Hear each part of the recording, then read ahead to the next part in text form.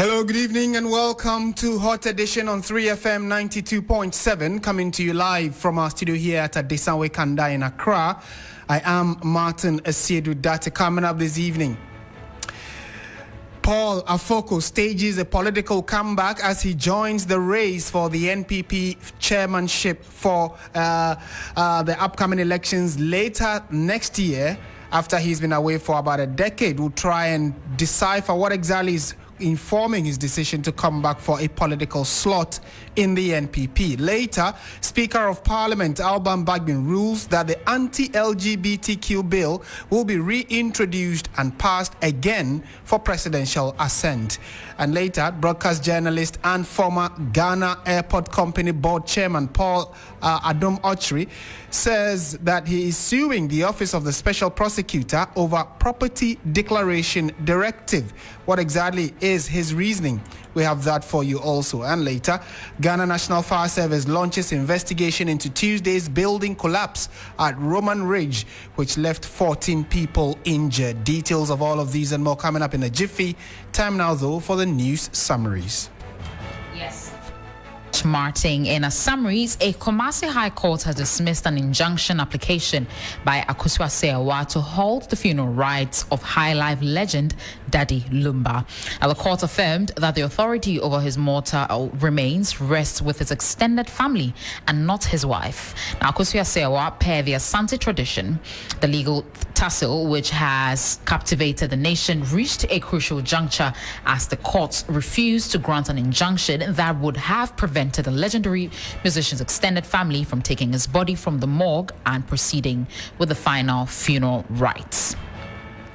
A building at the premises of the architectural engineering group at Roman Ridge in Accra has collapsed on Tuesday, October 28, with people trapped inside. The Ghana National Fire Service confirmed the incident in a Facebook post on Tuesday. The statement said the team from the Ghana National Fire Service have moved to the scene and have since been working tirelessly to rescue those trapped under. Now, according to them, rescue efforts have been made, and we are following that quite closely. Also, President John Mahama has assured the family of former First Lady Nana Akufo-Addo that she will be giving a full state burial and accorded the appropriate send-off. Speaking after visiting the house of the former First Lady, John Mahama said the Nana Akufo-Addo contribution to woman empowerment remains unmatched. Finally, Minister for Finance Dr. Kasiel Atuforsen has reaffirmed the government's unwavering commitment to maintaining a strong and stable city. He is describing it as a sacred national duty and the cornerstone of economic sovereignty. Speaking at the launch of the city at 60th anniversary celebration at the Accra International Conference Center, Dr. Forsen said the management of the national currency remains a top priority in the government's economic strategy. Once again, we remind you that all of this are on our website, 3news.com. Do well to visit there for all the details. Martin, over to you. Thank you very much. Let's go straight into the details now. We are starting from the camp of the New Patriotic Party, where former national chairman of the party, Paul Afoko, has announced his intention to contest the party's national chairmanship position in the upcoming national officers election. The declaration made in a statement today marks his first major political move since his suspension nearly a decade ago. Mr. Afoko says his decision follows wide consultations and encouragement from party members and stakeholders. He first made history in 2014 when he became the NPP's first northern-born national chairman, and his tenure, however, was cut short in 2015, just barely a year after, which led to his suspension over internal disputes that led to a constitutional crisis within the NPP. Paul Afoko says his comeback is driven by a desire to rebuild, strengthen and unify the NPP through transparency, inclusivity and renewed leadership. He now joins a growing list of party heavyweights seeking the NPP's top executive position, including the former CEO of State Transport Corporation, Nana Akomia, former Energy Minister Boakye Jakun, former General Secretary John Buedu, and Ashanti Regional Chairman Benedict Boisiakun, also known as Chairman Wuntumi. All these gentlemen are seeking different positions in the party. Specifically, some of them are going for the national chairmanship slot. In a jiffy, we would speak to the spokesperson of Paul Afoko and get into the behind-the-scenes thinking and the tete-a-tete that has gone on to inform his decision to want to come back to in leadership position of the party. But first, let's speak to Jonathan Asante-Otchere, doctor, who is a political analyst and lecturer.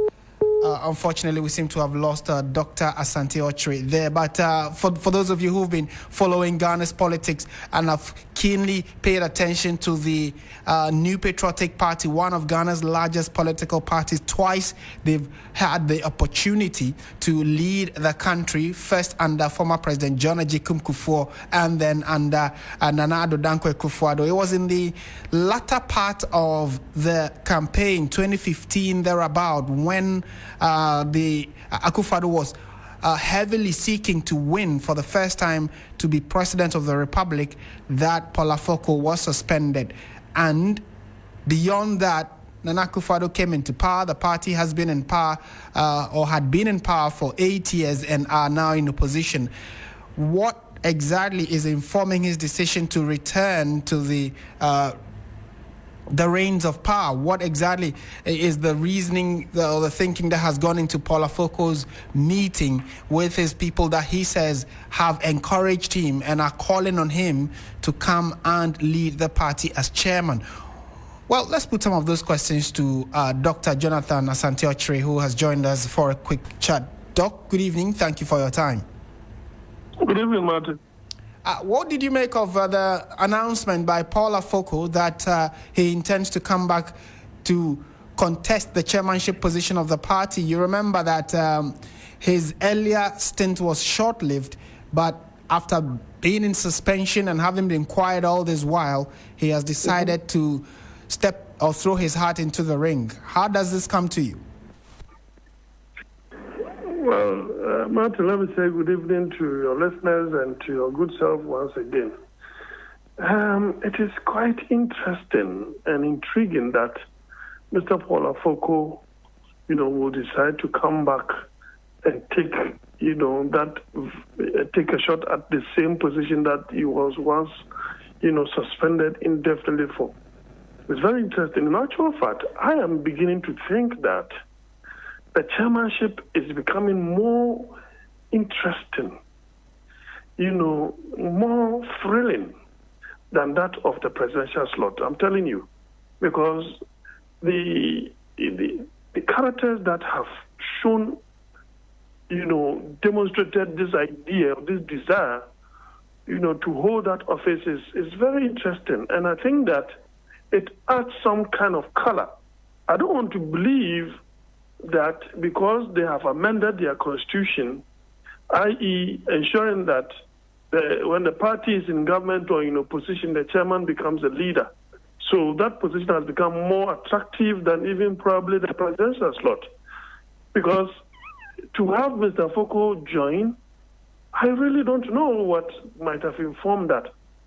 Because I'm beginning to think that those who really know him, and they are still within the party and they are delegate could easily decide for him. So I'm foreseeing some kind of sympathy vote.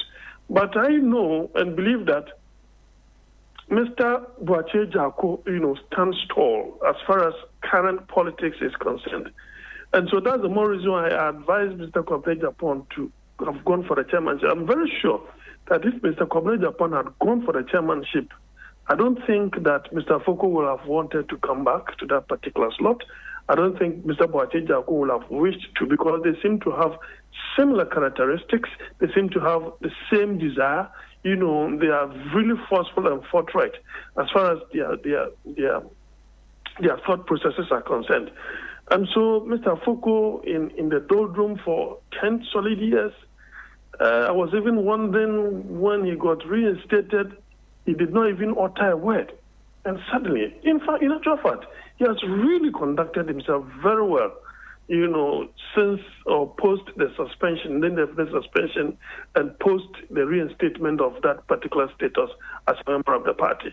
And so I think that this is really going to make the contest quite colorful and very competitive. he has had the experience of leading the party before as chairman, and unfortunately, or well, depending on how you look at it, his time wasn't as productive as he personally would have expected. Then he was suspended.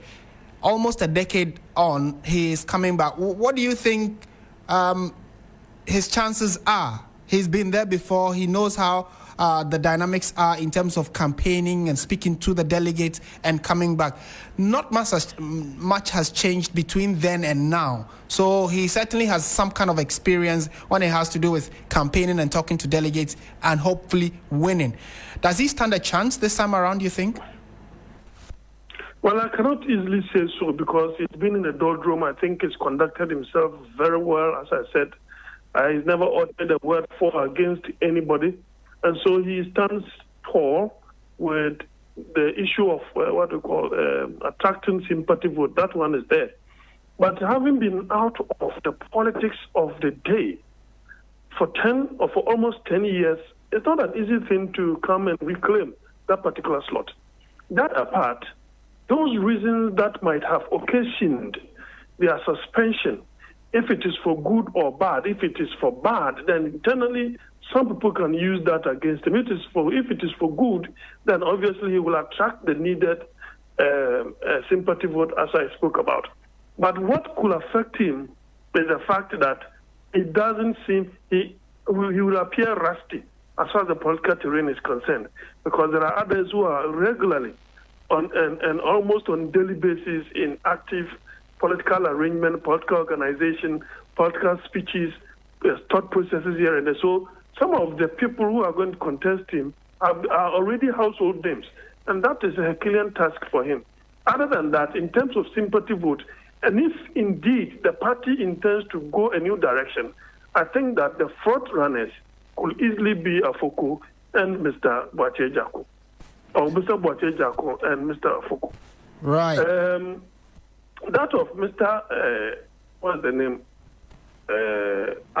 Nana Komia. Nana Komia. The Nana Komia one, you see, if Dr. Baumia is likely to win, then, that will affect him because they wouldn't want a yes sir kind of executive to be there. They will want people who will have diverse views and be able to build a party out of diversity or converge. Okay. Doc, kindly hold on for us. We've been joined by Nana Yaw-Osei, who is spokesperson for Mr. Paul Afoko.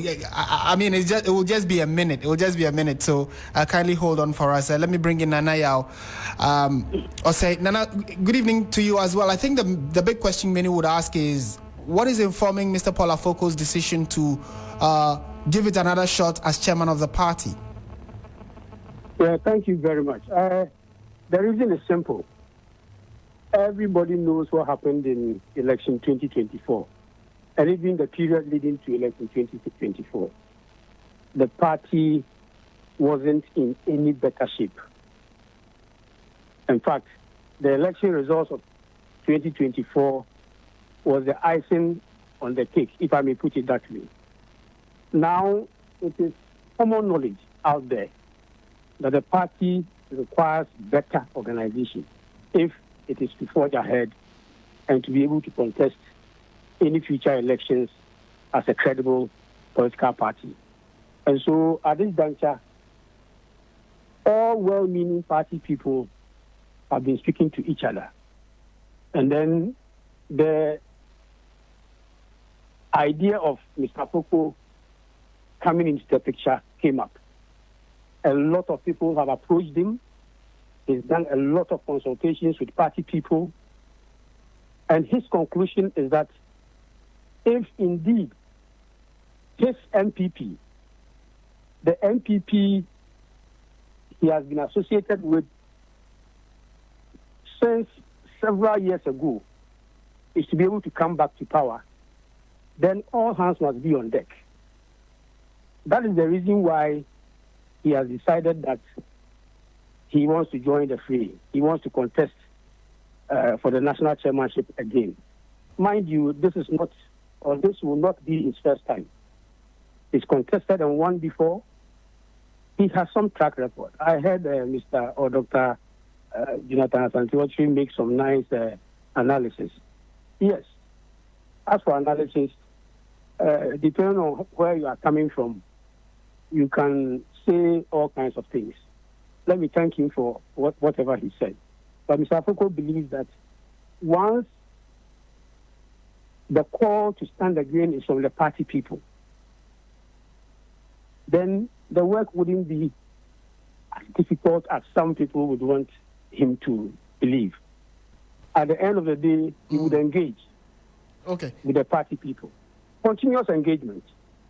Okay. Nana, yeah, I would kindly hold on for me because, Doc has to leave us. I want to put the answer you've just given us as in what the rationale is for Mr. Paul Afoko to want to come back and how he assesses that. So, Dr. Asiedu-Dartey, he says that, look, the calls for him to come back is incessant. People within the party feel that if they have any chance of winning again, they need old guards with experience to pick up the mantle again.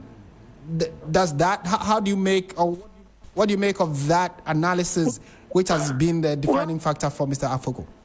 Yeah, Mr. Martin. The point is that yes, I think it's an interesting rationalization of the situation. I think that Mr. Afoko really wants to use this to relaunch his political career, and then see what happens. Because, as much as I have my sympathy, and a soft spot for him because of what happened to him, in actual fact, I found out that they really wanted to crack the whip within the party, and didn't go down well with certain categories of the party, and then they engineered those kinds of indefinite suspension against the two of them. But, it is not that simple, for him to really win. I believe he will have some sympathy vote, but what can only affect him is the rustiness. Having been out of, day-to-day political campaigning, is definitely going to be rusty. And, connectivity, network-wise, and all those things could easily affect him. So in as much as it may be a good material for the reorganization of the party, maybe he could serve in a different capacity instead of, getting a chairmanship back. But let's see how it goes. I wish him all the best. But I like the rationalization that he's putting out there. Certainly, he will have to rationalize for his boss. Other than that, of what use will he want to come? He must have a good reason for him to come back. Yeah. Dr. Jonathan Asiedu-Dartey, thank you so much for speaking to us this evening. He is a political analyst and a lecturer in political science as well. So now let's extend the conversation, shall we, Mr. Osei? We know also that like we've all followed the previous election of Paul Afoko. How has he? Would you say that he has healed following the kind of issues that happened which led to his suspension? Has he healed? Has he mended all wounds? Has he built bridges for which reason you believe, or he believes that his return would be a lot easier as compared to even his first time when he tried to win the position?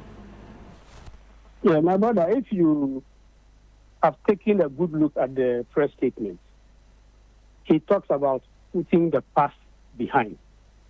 You see, and I did indicate that Mr. Afoko did not just get up and say that on 28th of October, I will announce my intention to contest for the chairmanship of the NPP. A lot of consultations have gone on. I appreciate the concerns shared by Jonathan Asiedu-Dartey. But the point is that when Afoko was contesting for the first time, who knew him? He was a party member, ordinary party member. But when he decided to join the fray to contest, what did we see internally? At the end of the day, continuous engagement with the party people with his message won him the day. And so for him, this time is no different from that time. This time, he's coming in as a former national chairman. He still has a lot of people within the party who believe in him. And so, as I said, and as is contained in the press release, you will see that he has indicated continuous engagement with the party people, stakeholders within the party. As for political rustiness, I don't know what it means. Whether because he was not seen on political platforms speaking, it means he has become politically rusty or not, that one I cannot tell. But the answer lies in the fact that before he contested in 2014, whoever saw Mr. Afoko on a political platform?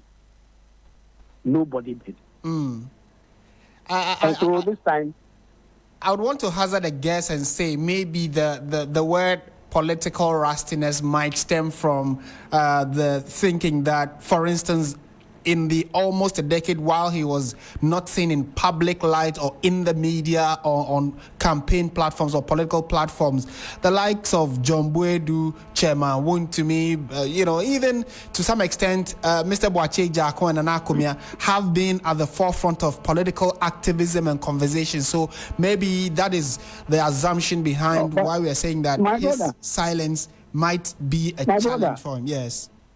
Need I remind you again that before 2014, when Mr. Afoko beat experienced political figures like Jake Obechebilamto, Fred Owari, Stephen Intim, and the other person I think I've forgotten. These were party people who everybody knew. And so Mr. Afoko from nowhere, in terms of political stature, he measured up to none of them in the period leading to 2014. Right. How did he win? He engaged the party people. For me, he is in a better state now because he comes in as a former national chairman. He has a lot of people on the ground. He would engage them. At the end of the day, he believes that the party people who will be voting next year will have the opportunity to assess all of them. Right. And if that assessment is done ultimately, his record will stand very tall. Right. Now let me remind you of this. You remember in the period leading to 2016, he supervised parliamentary primaries within the party without a hitch. And that resulted in the 169 constituencies or MPs the NPP had in 2017. Do you remember? That number reduced to 137 in 2020, has reduced to 87 in 2024 or 2025, if you want it that way. And so he believes that if he's given the opportunity once again, together with others, they will be able to reorganize and get the party in a better position to forge ahead. Okay. My last question to you, kindly indulge me, would be, we know that there are some pull and push factors within the rank and file of the party, and one key issue would be where a candidate for the party position aligns, whether they align with the whether they align with the Dr. Mahmoud Bawumia camp or the Kenneth Japon camp or Brian Champon camp or maybe Dr. Asiedu-Dartey. So the flag bearer slots are one of the key pull or push factors that some of these other positions would be hoping to align with. Where is Mr. Paul Afoko aligning? With whom do you foresee that his campaign message would align with, so that if he does win as chairman, he can then mobilize to vote for that particular candidate? My brother, do you expect Mr. Afoko to align with any of the candidates? He is contesting for the position of the national chairman. In fact, he believes that if the party is not well organized, whoever becomes the party's flag bearer cannot win the elections. So he believes that reorganizing the party is the topmost priority, number one, such that if the party is strong enough whoever emerges, the names you have mentioned, whoever emerges as the flag bearer, the party will be ready going forward. He has no interest in aligning with people. You see, when you started mentioning names, you mentioned the name of Mr. Alban. Is that not it? Yes. Is he with NPP any longer? No, he's not. He's not with the NPP. Okay. That factionalism, where people will box people into certain factions and corners, has never helped the NPP. Okay. And Mr. Afoko doesn't believe in throwing your support for candidate A even before the election happens. People can say all kinds of things, just like they did before 2014. He told the party people, those who matter, that anybody you select and you give me the chairmanship, we will work together and push the person to the presidency. All right. He's repeating the same message. Okay. He's not interested in, at all costs, A or B must become the flag bearer. No. Right. Okay. He's not interested in that. We are grateful, Mr. Nanaia Osei. Thank you so much. We wish you all the best. Certainly we'll be engaging a lot more as we all build up to that important national exercise of the New Patriotic Party. Thank you for speaking to us. Thank you. Thank you for having me.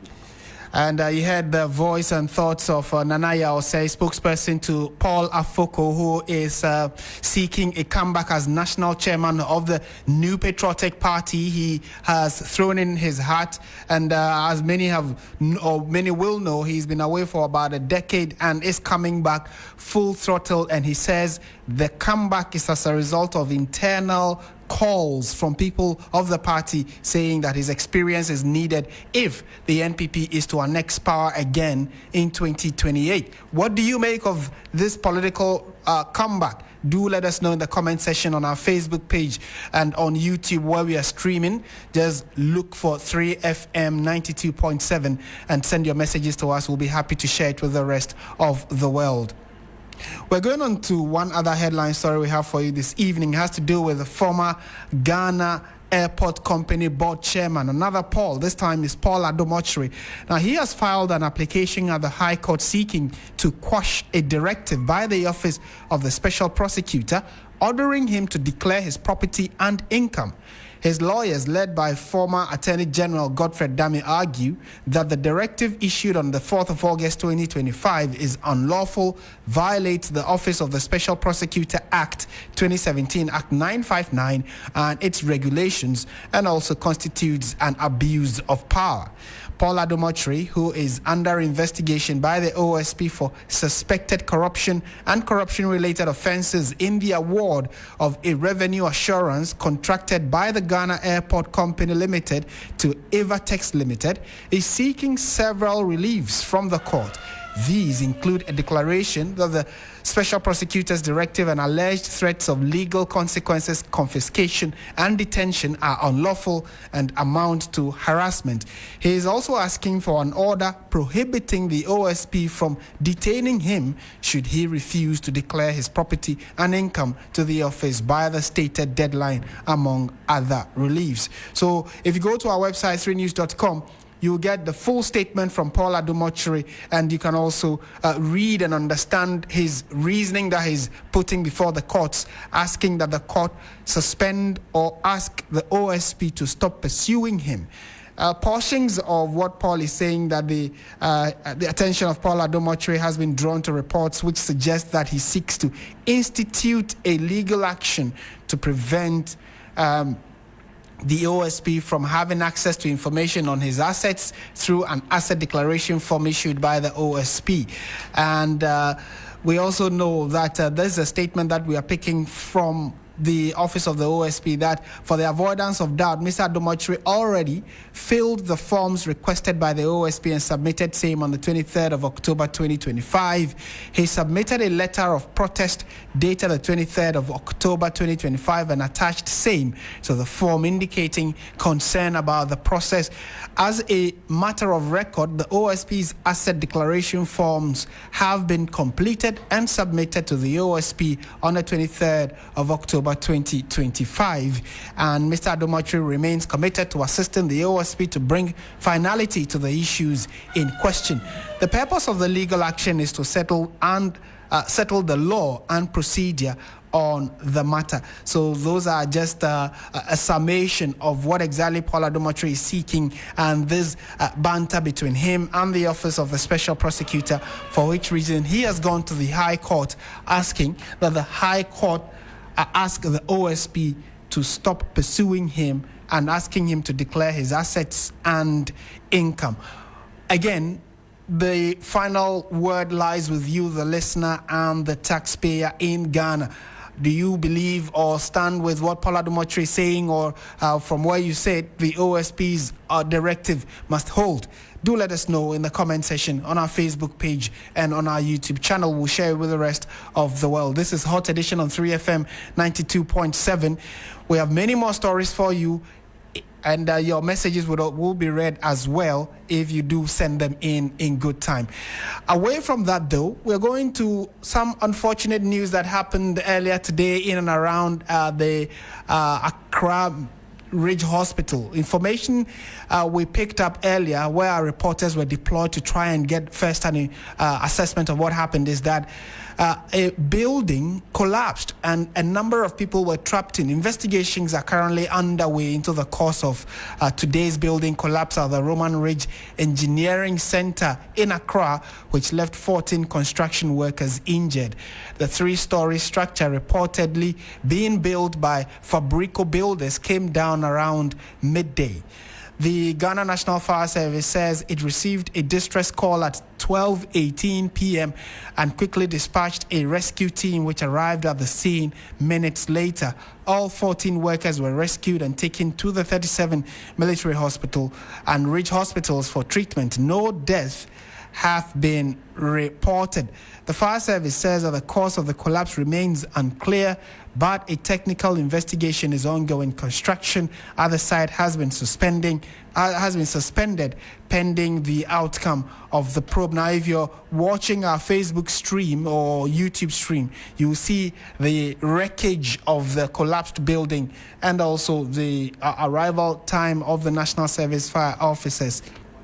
And clearly, it tells you that the 14 individuals or the construction workers were quite fortunate that they were only injured but did not lose their lives. And again, because of the spontaneous and the quick reaction by the fire service, they were able to immediately evacuate them and send them to the hospital, the nearby hospitals, 37 Military Hospital and Ridge Hospital, for treatment, where we are told that they are all responding positively to treatment. Now, let's listen to a report that was put together by Stanley Nibleu, who was one of the first respondents. He's a journalist here with us, and immediately we got the call, he also rushed in and has been able to put together this report. Reports indicate that the structure caved in around 1 p.m. on Tuesday, while workers were actively casting concrete for the first floor of the building. 14 workers were trapped under the debris, sustaining various degrees of injury. A swift response and deployment of rescue personnel from the Ghana National Fire Service led to the successful rescue of all trapped victims. All 14 workers, some in critical condition, were rushed to the 37 military and Ridge regional hospitals for medical attention. An eyewitness who saw the collapse spoke to TV3. Apart from that, but before the structure is located on a plot between an uncompleted 10-story building and the Ghana Institution of Engineers at Roman Ridge. Although the immediate cause of the collapse is yet to be determined, the Ghana National Fire Service says investigations are underway. Hospital. Currently, we've not received any information as to whether any of the injured have lost their life. And we are praying that nobody loses their life, just that some of them are in critical condition. So we are hoping that they receive the best of medical care and then they bounce back. Meanwhile, construction firm Fabrico Builders has suspended all activities at the site. DO2 Desmond Aka provided further explanation. Apparently, according to some of the workers and then eyewitnesses, whilst construction was ongoing, all they realized was that a section caved in. It was a new structure they were trying to use some reinforcement. That part or that portion caved in, and it affected about 14 workers who were working on that particular stretch. But the good news is that none of the injured 14 has suffered any fatality. So that is what I can report on now. The defective project, according to officials, is a residential apartment complex.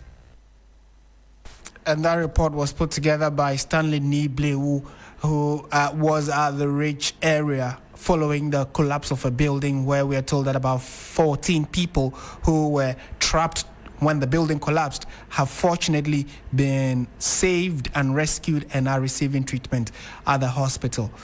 3FM is the station, 92.7 is the dial. This is Hot Edition, and I am Martin Asiedu-Dartey. Let's go on to Parliament now, because the Speaker of Parliament, Alban Bagbin, has ruled that the Anti-LGBTQ bill will be reintroduced and passed again by Parliament for onward assent by the President. This follows the debate about the omission of the reintroduced bill on the order paper after it was advertised, with the minority side accusing the majority of attempts to avoid passing it. The majority leader, speaking on the floor on Tuesday, indicated that his side stands ready to pass the bill if the House decides that is the next move or the right direction to go in. So let's listen to the majority leader in Parliament asking for the bill to be reintroduced. The attention of Mr. Speaker has been drawn to some few things. Mr. Speaker, we will be happy. So that's Alexander Penyo marking. Actually, the minority leader will listen to what exactly he also has to say. But before that, let's bring you what exactly the Speaker of the House said. The 8th Parliament is history. So that is the fairness I applied. Sometimes some people are not happy about it. But so far as I'm alive here, that is what will continue. Honorable members, with regard to the bill, as you know, the 8th Parliament is history. So are all the businesses that were pending in the 8th Parliament. They all ended with the 8th Parliament. And so we have a new Parliament, the 9th Parliament. And therefore, what was pending there came to an end and had to be reintroduced. And so when it was put on the order paper, I queried it because you haven't heard from me according to the standing order. So that will be done before it's laid before the House. But civil society is getting restless again, but I want to assure them that they know my passion in this matter, and I want to get it properly passed so that implementation becomes easier. There are a few things that our attention has been drawn to, which we will work on together here, so that when we pass the bill, it's a bill that is accepted by all, and we will definitely obey the prescriptions of the bill.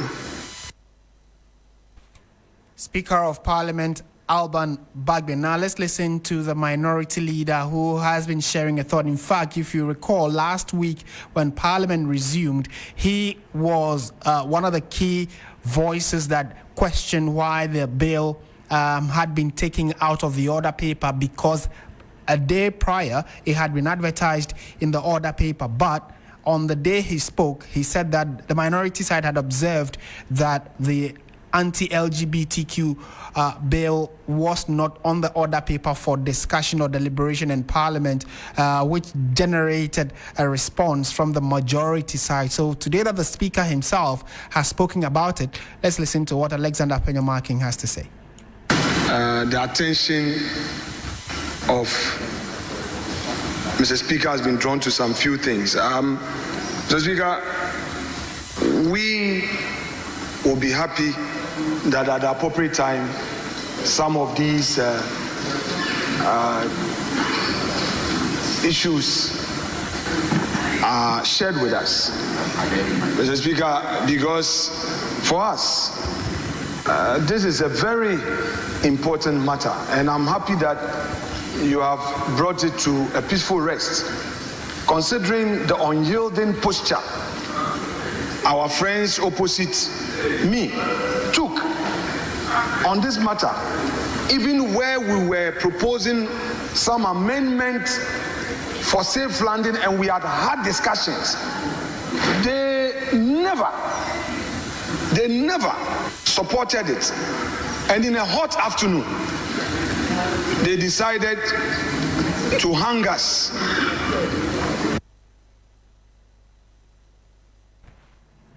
And that's Minority Leader Alexander Penyomarking, who also was commenting on the position shared by the Speaker about the return of the LGBTQ bill to the House for further consideration. So in subsequent bulletins, we'll bring you how exactly all of this is playing out and how Parliament debates and deliberations will be going forward. So we are also happy to hear from you. And again, this particular bill was in the earlier Parliament. It was passed, sent to the office of the President, the then President Nana Akufo-Addo, but he refused to assent to it and gave reasons why he thought he could not sign it.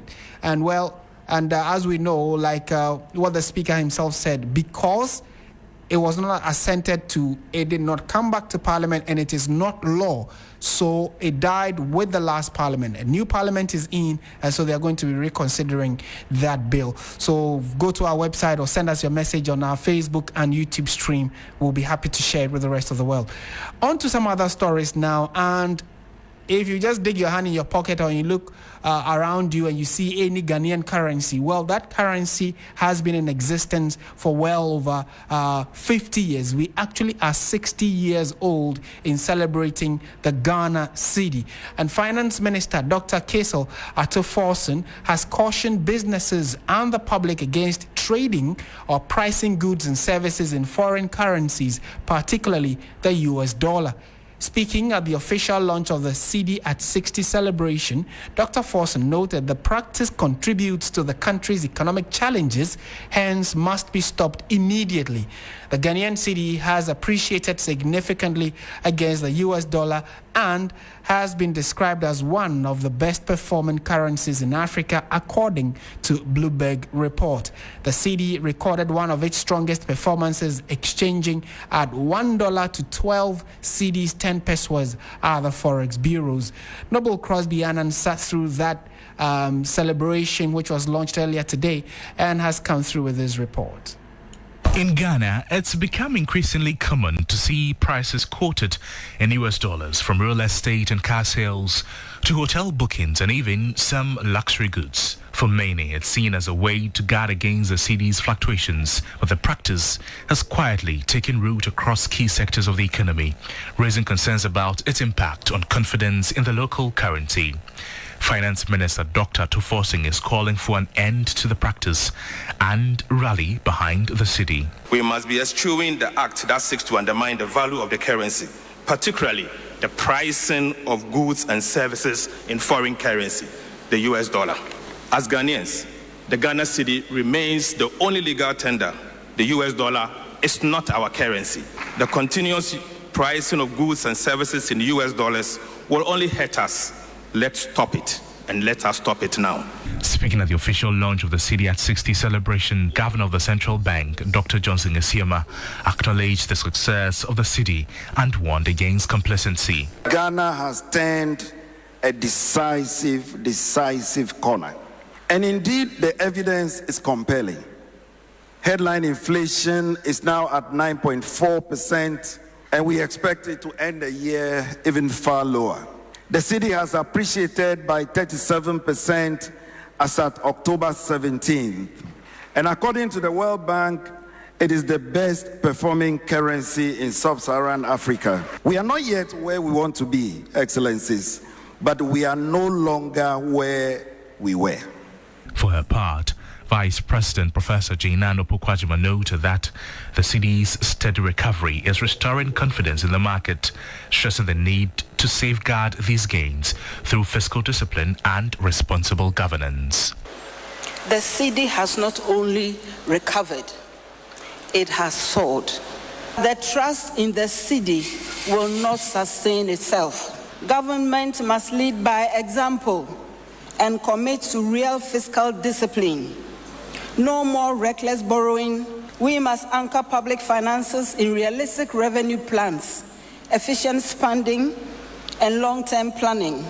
Today, too many goods and services are still quoted in foreign currencies. But if you earn in cedis, you must be able to transact in cedis.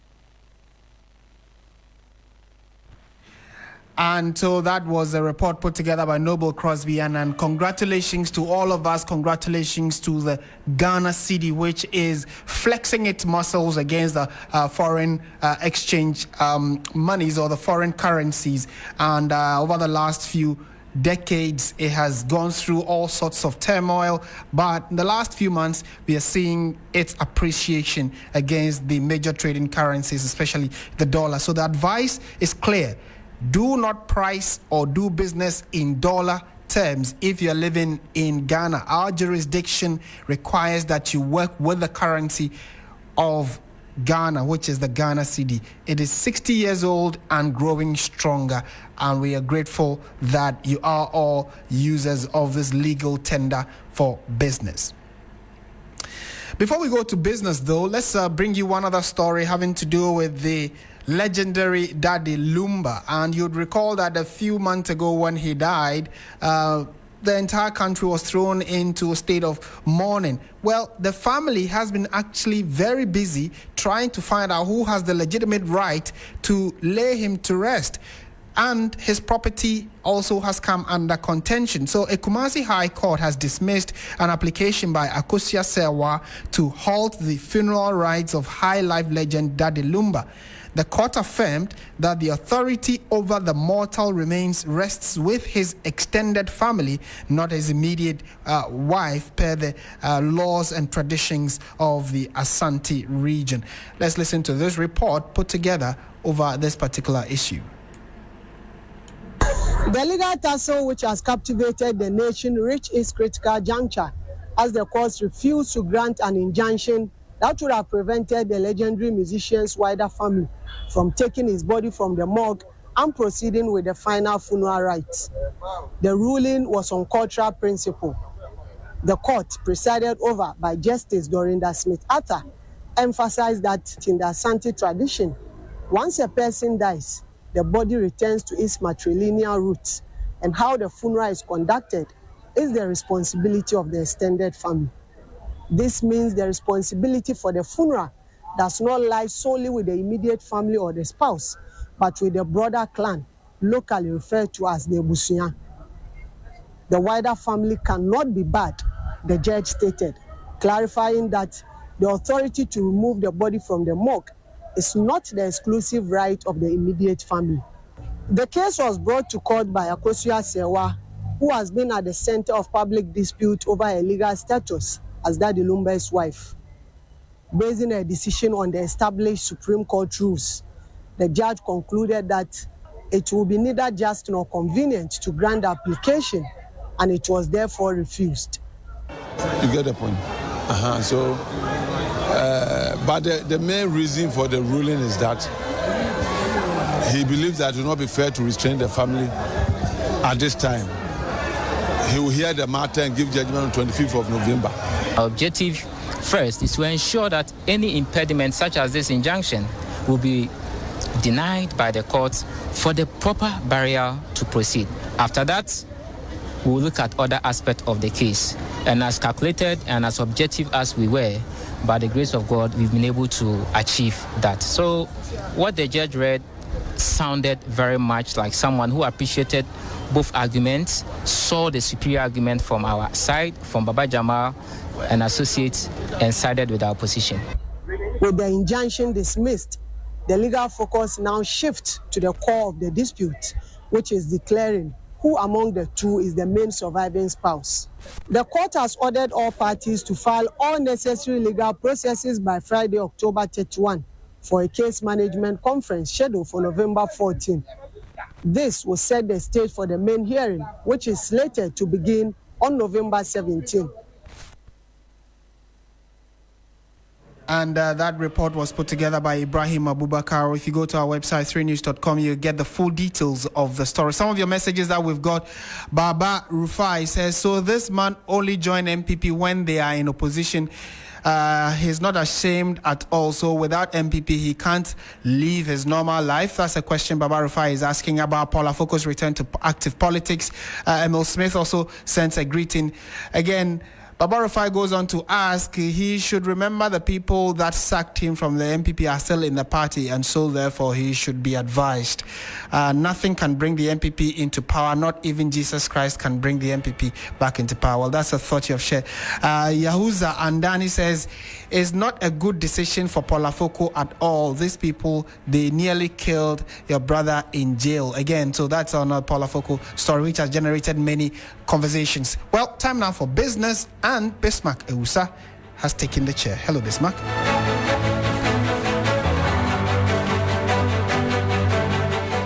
Hello, good evening, and it's time now for the business news on 3FM 92.7 with me, Bismarck Ewusa. Coming up tonight, Bank of Ghana governor says Ghana has turned decisive economic corner as cedi records one of its strongest performances, trading at 12 cedis, 10 pesos to the dollar. This story and other headlines lined up for you. Please stay.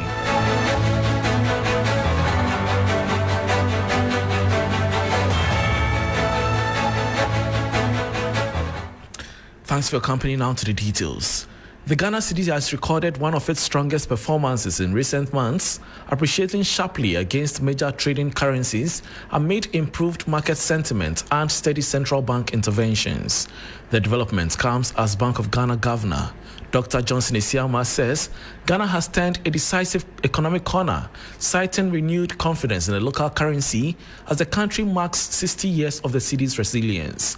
Over the past 2 weeks, the cedi appreciated by 9.68% against the US dollar to 10 cedis 85 pesos.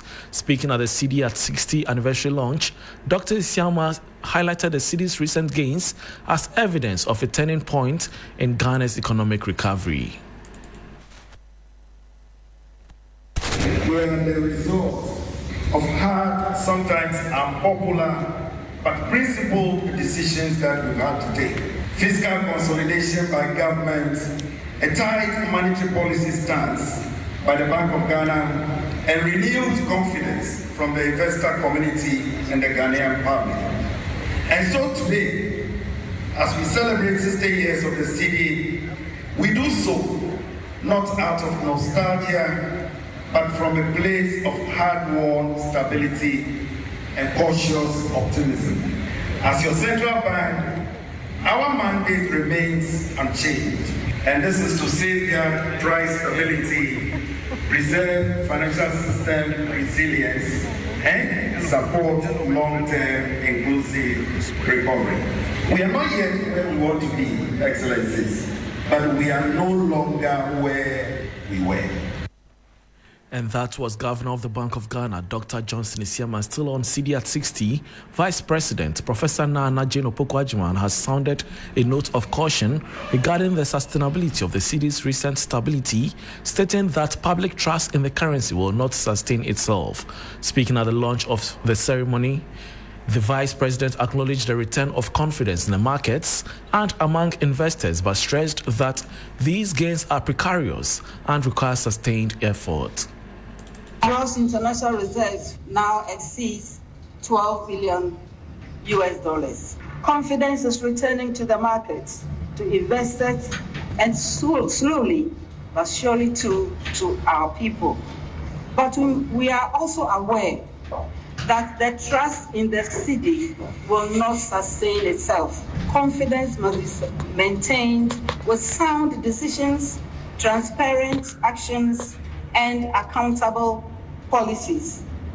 What I mean, ladies and gentlemen, is that we must now protect what we have rebuilt through action from government, institutions, and citizens. And that was Vice President Professor Nana Jane Opoku-Agyeman bringing us to the end of the business segment on 3FM 92.7 with me, Bismarck Ausa. For more business stories, please check out our website, 3news.com. We'll cross over now to the Accra Sports Stadium, where Ore Kwamfofo and Billy Shen are there for updates in sports.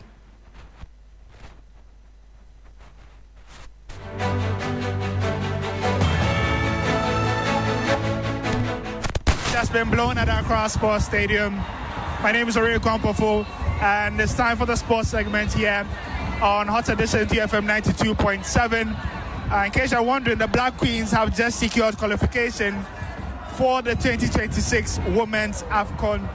A pretty dominant display, 4-0 against Egypt, 7-0 on aggregate. I'm here with Billy Shen, my colleague. I think it was easy passage for the Queens. Very, very easy passage, very dominant display.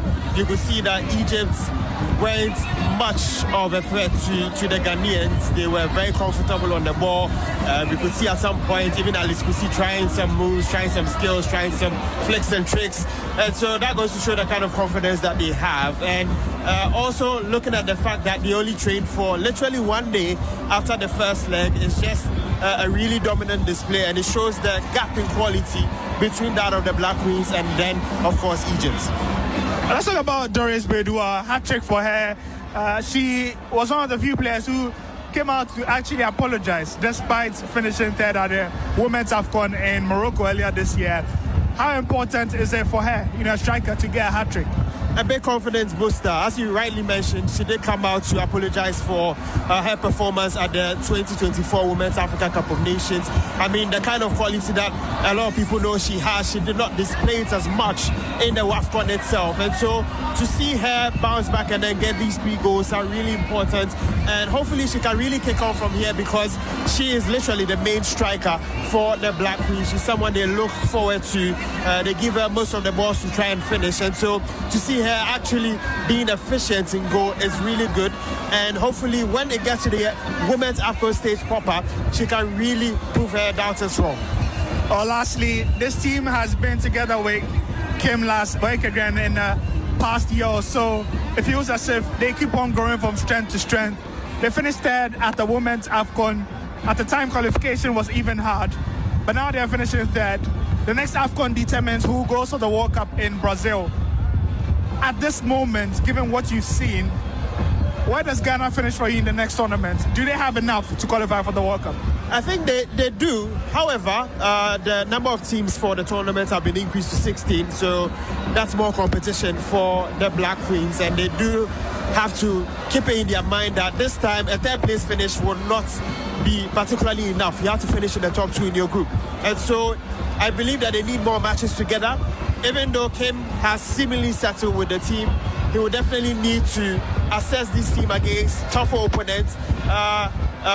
Very, very good that they will be facing England in December. That is a very big test for them. That will measure the kind of quality that they should be facing. And hopefully they can get more friendlies. That was the unfortunate incident that led to the unfortunate exit of course, the former head coach of the team. That's Nora Hoopla. But this time, hopefully, with that England friendly already being set up, hopefully they can get some more friendlies before the main tournament itself.